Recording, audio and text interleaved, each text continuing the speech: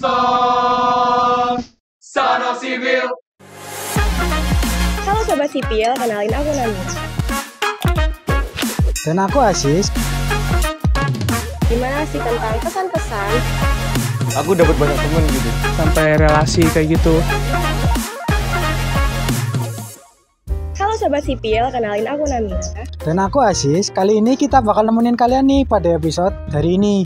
Nah, biasanya tuh kan HMS Talk kan ada di dalam ruangan ya, cuman duduk-duduk doang. Kali ini tuh agak beda ya, kita nggak lagi di dalam ruangan nih. Mas Adis tau nggak, kita tuh mau ngapain?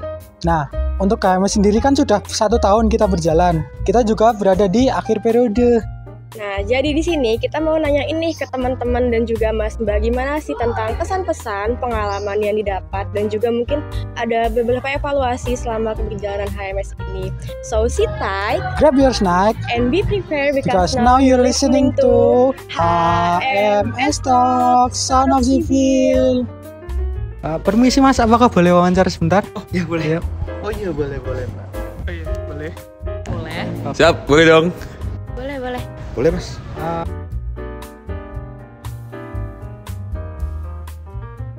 Saya sendiri staf kewirausahaan. Aku dari bidang Kesma. Dari bidang kewirausahaan. Aku dari bidang bendara umum. Bidang bendara umum. Aku dari Sentro 2 bidang Kesma atau kesejahteraan mahasiswa. Di HMS aku bidang hubungan masyarakat atau humas. Di HMS bidang akademis dan prestasi. Saya dari Humas Mbak. Oh, kalau aku dari bidang media informasi dan teknologi atau biasa disebut dengan MIT. Aku dari bidang sekretaris umum. Dari BKPO. Bidang sekretaris umum. Kalau aku sebagai caretaker-nya BKPO. Untuk di HMS sendiri, aku dari bidang BKPO. Aku dari bidang BKPO. Oh, kebetulan aku jadi ketua bidang di media informasi dan teknologi di HMS. Aku dari bidang Humas Mas di HMS. Kesejahteraan mahasiswa atau biasa disebut Kesma. Aku dari bidang MIT, media informasi dan teknologi. Aku dari bidang akademi dan prestasi. Oh, aku dari sentro bidang BAP.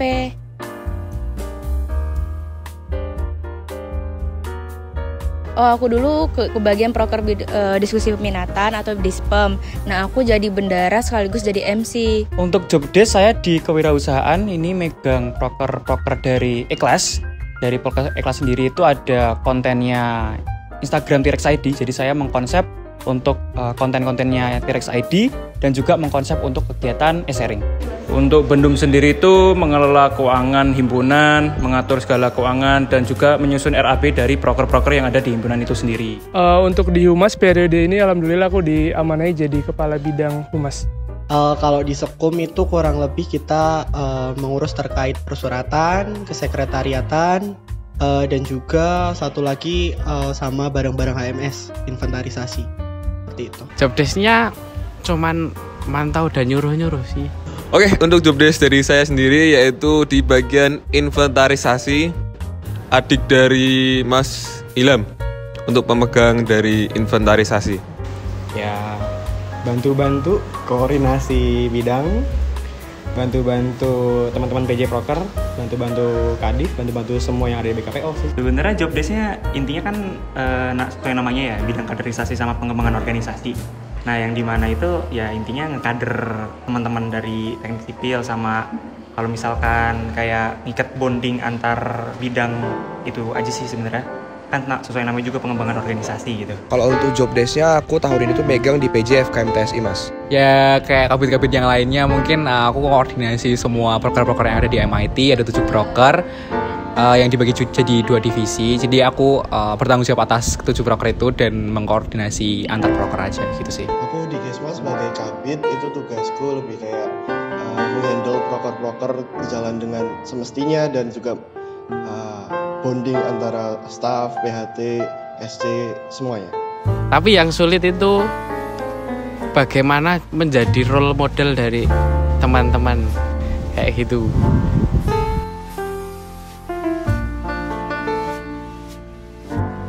Komunikasi sih.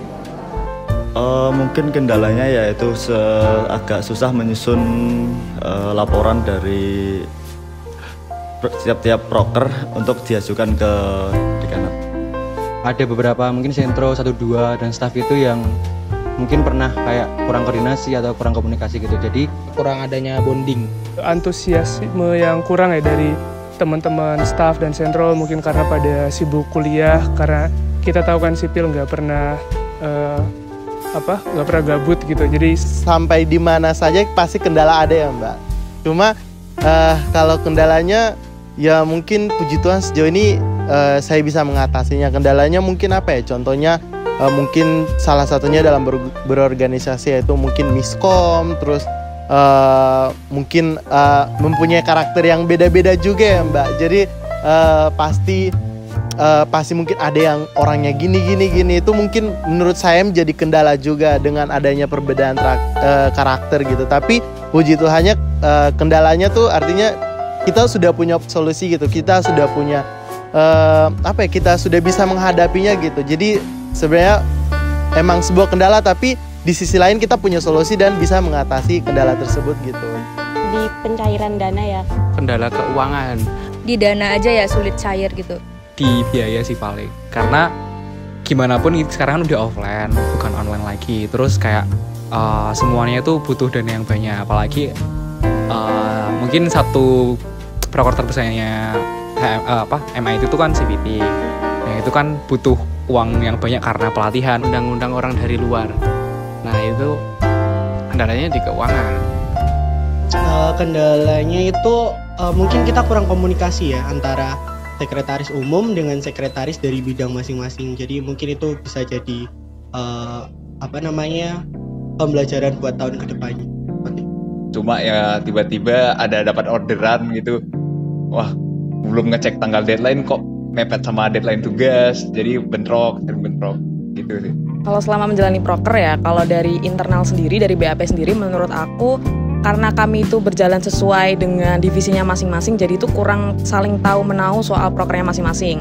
Dan juga kalau dari pihak lingkup eksternal, aku rasa itu kurangnya partisipan, sama juga kurangnya, nggak kurang sih, lebih ke kita tuh banyak rebutan tanggal.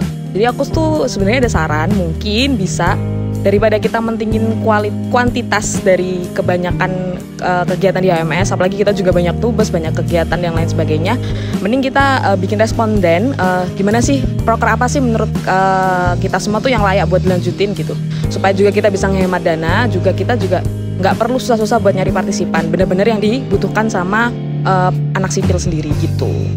Kalau CD hilang, terus tongkat bendera hilang, dan juga banyak barang yang mungkin belum dicari lagi ya.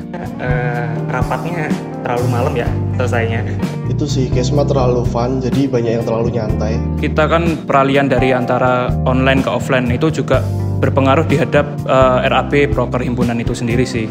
Kalau kendala ya, jujur periode ini, Kabinet Bina Rasa ini adalah periode aku sebutnya transisi, di mana di periode ini kita harus mentransisikan banyak hal, mulai dari sebelumnya 2 tahun berjalan secara online dan semua proker-proker pun menyesuaikan secara online. Ini sudah kembali di setengah periode terakhir ini kembali menjadi offline, dan ini menjadi tantangan yang luar biasa menurutku. Kemudian juga sebagai periode basic atau dasar ya, di mana periode ini akan mempersiapkan periode selanjutnya untuk bersiap secara penuh menghadapi endemi, bukan lagi pandemi. Jadi mungkin itu beberapa kendala yang aku alami atau mungkin challenge ya di HMS ini selama 1 periode di Kabinet Bina Rasa ini.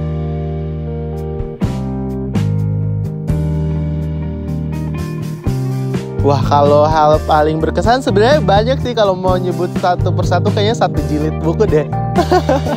Iya, jelas berkesan.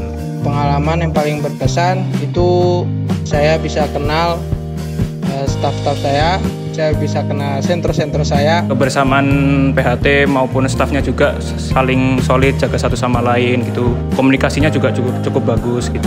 Aku dapat banyak teman gitu, jadi seru. Tadinya kan nggak punya teman tuh sepi gitu ya. Jadi kalau punya teman seru. Jadi saya mendapat ilmu baru berupa tentang keuangan dan juga khususnya terkait dengan investasi. Pengalaman berorganisasi, soft skill, sampai relasi kayak gitu.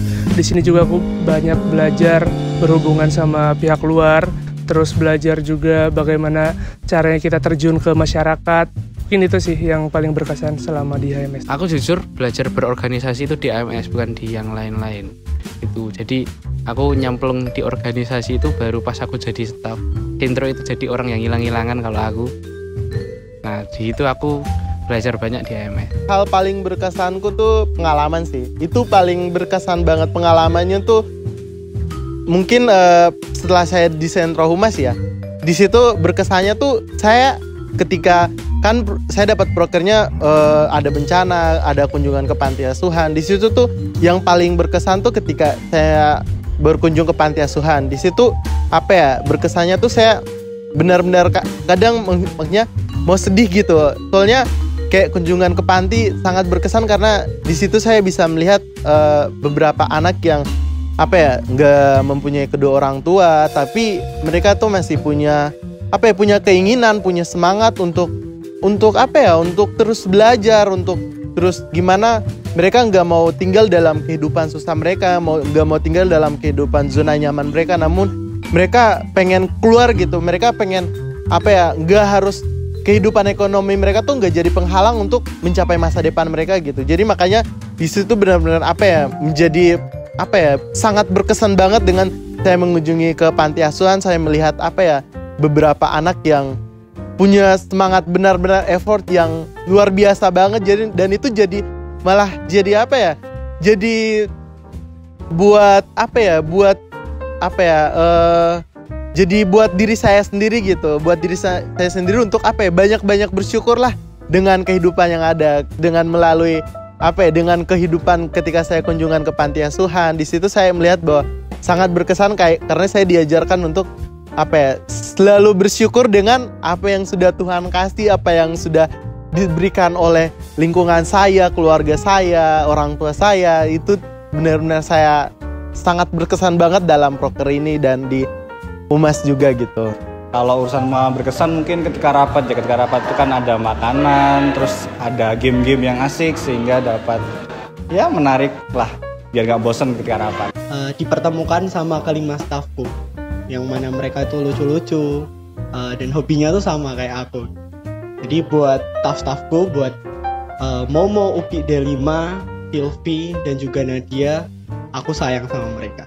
Hubungan aku sama kakak tingkat, jadi aku bisa kenal sama Mas dari Angkatan 19, dan mereka juga bantu aku di luar dari BAP, juga bantu aku di bidang akademis. Mereka tuh nggak segan-segan buat bantu untuk misalnya kalau misalnya mau tanya tugas atau juga membagi file gitu. Jadi itu link yang sangat menurutku bener-bener bagus gitu. Utamanya relasi ya, apalagi kita anak teknik itu butuh relasi yang sangat kuat dan banyak untuk kedepannya kita saat mencari pekerjaan maupun pekerjiin. Aduh, itu biar gampang ya teman-teman ya. Punya teman-teman kerja yang surprisingly good, nggak malah surprisingly great. Hal baik paling berkesan tuh yaitu pertama dari FKMTSI kita udah jalan-jalan ke Magelang, ke jalan-jalan ke Wonosobo untuk ketemu himpunan sipil yang lain, dan terakhir mungkin ada HMS Pro dari proker besar dari Humas sendiri, dan itu kemarin pas acaranya sukses tuh aku wah berasa banget sih, senang, euforia dan kekeluargaan kayak gitu.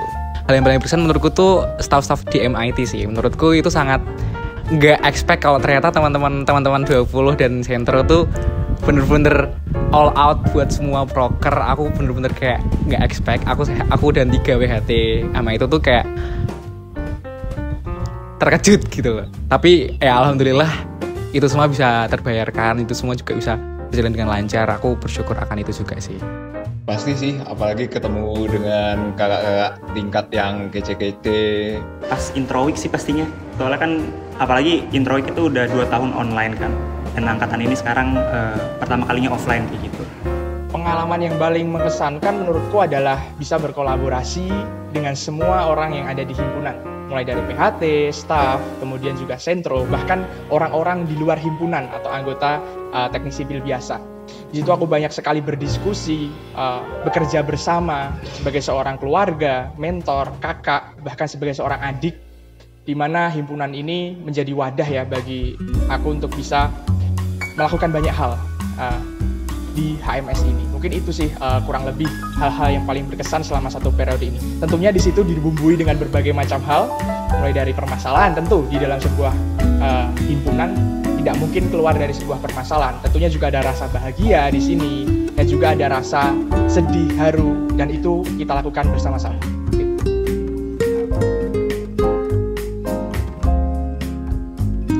Good luck. Semoga lebih maju, semoga Mumu jadi kahim. Bisa menjadi himpunan yang nomor 1. Ratingnya ya yang kalau bisa yang menyatu, staff-staffnya itu punya rasa memiliki. Nah kalau udah punya rasa memiliki itu nanti HMS jadi lebih baik lagi. Soalnya kan orang semakin berinovasi dan semakin membuat semua proker di HMS kan jadi lebih baik kayak gitu. Harapan untuk HMS ke depan ini semoga bisa lebih baik ke depannya, bisa sukses. Ya semoga HMS bisa jadi lebih baik lagi ya di periode berikutnya. Improvisasi dari kesalahan-kesalahan yang ada dan kekurangan yang ada tahun ini. Pokoknya biar jadi himpunan terbaik yang ada di UNS. Himpunan terbaik di Fakultas Teknik maupun di UNS itu sendiri. Contohnya tadi kendala menjaga komunikasi, terus menjaga kebersamaan, sehingga ketika job desk atau mungkin tugas yang diberikan kepada kita tuh benar-benar nggak saya sendiri, nggak Mbak juga sendiri, tapi kita sama-sama yang ngehandle proker ini gitu. Harapan untuk HMS ke depannya semoga HMS menjadi lebih maju dan semangat. Udah itu aja. Karena dengar-dengar HMS masih kekurangan dana ya. Jadi harapannya menuju HMS kaya 2023. Meningkatkan iman dan takwa ya. Ini saya lihat teman-teman ini walaupun pribadi ya masing-masing ya, cuma lebih baik semakin bertambahnya umur semakin fokus yang namanya dengan iman dan takwa. Ya, itu. Kalau dari saya seperti itu ya. Harapan untuk HMS. Menurutku harapan yang paling utama itu semoga HMS ke depannya prokernya makin jalan, sukses, terus untuk organisasinya semakin solid ke depannya. Itu aja dari aku. Evaluasi sebelumnya benar-benar ditinjau kembali supaya kita bisa lebih baik lagi gitu. Karena menurutku evaluasinya dari tahun kemarin sama terus. Tetap berprogres ke depan, tidak menurun. Mahasiswanya, anggota HMS-nya tuh harus lebih aktif, jaga kebersamaan, jaga komunikasi, sehingga ketika setiap proker apapun itu pasti kita bisa melaluinya bersama dan menghandle-nya bersama gitu. Harapan, harusnya bukan harapan lagi tapi target ya, harusnya lebih dilihat dari teman-teman yang bakal megang tahun depan sih, harusnya jauh-jauh lebih bagus lagi dari tahun ini sih. Kekompakannya lagi ditingkatin lagi. Semoga proker-proker kedepannya HMS berjalan dengan lancar, terus lebih baik, lebih berguna untuk orang-orang di sekitar. Buat MIT dulu ya, buat MIT mungkin bisa lebih maju lagi, terus lebih kreatif lagi, jadi insan kreatif sipil yang lebih keren, terus punya kamera dan punya mic gitu. Mungkin itu sih harapanku. Terus kalau HMS semoga ya jadi himpunan yang paling keren di teknik, bahkan bisa jadi lebih lagi di fakultas dan di atasnya di UNS atau mungkin di Indonesia mungkin. Banyak lagi memberi manfaat kepada yang lainnya. Semoga HMS bisa makin bagus, prokernya makin inovatif, nggak monoton, dan semoga HMS juga ketularan serunya Kesma. Harapanku untuk HMS tentunya ke depan himpunan ini harus menjadi himpunan yang lebih besar lagi. Menjadi himpunan yang tidak hanya berfokus kepada internal, tapi juga ke eksternal. HMS ke depan harus bisa memberdayakan masyarakat juga, tidak hanya juga mahasiswa ya. Jadi aku berharap bahwa di masa depan, 20-30 tahun lagi, ketika kita yang sudah dididik, dikader dan diwadahi oleh himpunan ini kembali dengan dagu ke atas ya, istilahnya kembali sebagai seorang alumni, melihat himpunan ini sudah semakin membesar. Tentunya di dalam himpunan ini setiap tahunnya akan terus mengalami perkembangan dan yang nantinya ujungnya adalah apa? Dapat bermanfaat bagi mahasiswanya, civitas akademiknya, dan juga masyarakat yang ada di sekitarnya. Itulah harapanku untuk HMS di periode yang akan datang. Menurutku menjadi seorang ketua himpunan adalah pengabdian. Mereka harus bisa berkorban dan juga bisa memimpin orang-orang yang ada di dalamnya. Menjadi ketua himpunan juga wajib ya menyerap aspirasi dari setiap orang yang ada di himpunannya di dalam satu lingkup sebagai seorang keluarga. Bagaimana kita menyerap aspirasi, kritik, saran, dan juga nantinya bagaimana kita memilah kritik saran itu dan mewujudkannya di dalam banyak hal, aksi-aksi penting atau aksi-aksi yang baik lainnya, mencari resolusi dari sebuah permasalahan yang ada.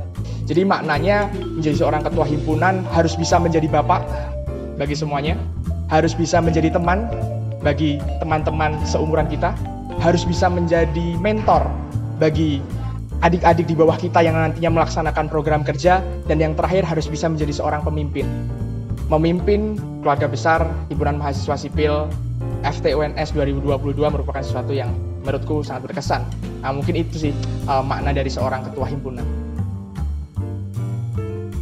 Wah, seru banget ya Mas Aziz. Dan pastinya kita dapat banyak sekali pengalaman dan juga mungkin masih ada beberapa kesalahan yang nantinya bisa dijadikan selama pembelajaran ataupun evaluasi untuk HMS. Nah, betul sekali. Tapi sayangnya HMS Talk season ini mau berakhir. Untuk itu, kami mewakili segenap kru HMS Talk pamit undur diri. Mohon maaf bila terdapat kesalahan selama HMS Talk season ini. Dan sampai jumpa di HMS Talk Sound of Civil season selanjutnya.